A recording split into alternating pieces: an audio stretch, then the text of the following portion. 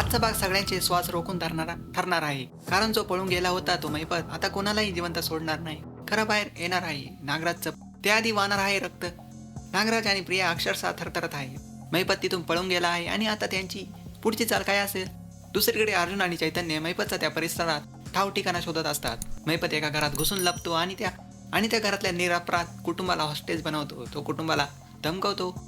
अर्जुन बाहेर आला तर इतकंच सांगा, इथे कुणीही नाही. आई वडिलांना वाचवण्यासाठी तो लहान मुलगा अर्जुनला सांगतो, मी एकटाच आहे घरी, इथे कोणीही नाही.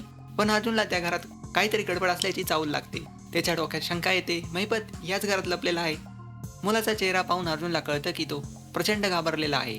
अर्जुन लगेच इन्स्पेक्टर सावंतांना कॉल करून तिथे बोलवतो. इकडे रविराज आणि सायली दोघेही प्रचंड टेन्शनमध्ये असतात.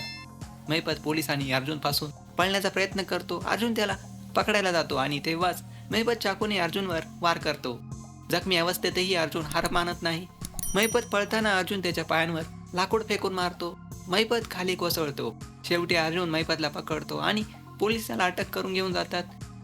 प्रिया आणि नागराज दोघेही घाबरून गेले आहेत. जर महिपतने पोलिसांसमोर सत्य सांगितलं तर त्यांचं पुढे काय होणार. आता स्वतःला वाचवण्यासाठी प्रिया आणि नागराज काय चाल खेळणार, हे सगळं जाणून घ्यायचं असेल तर बघत राहा. ठरलं तर मग सबस्क्राईब करा अतुल टॉक चॅनलला.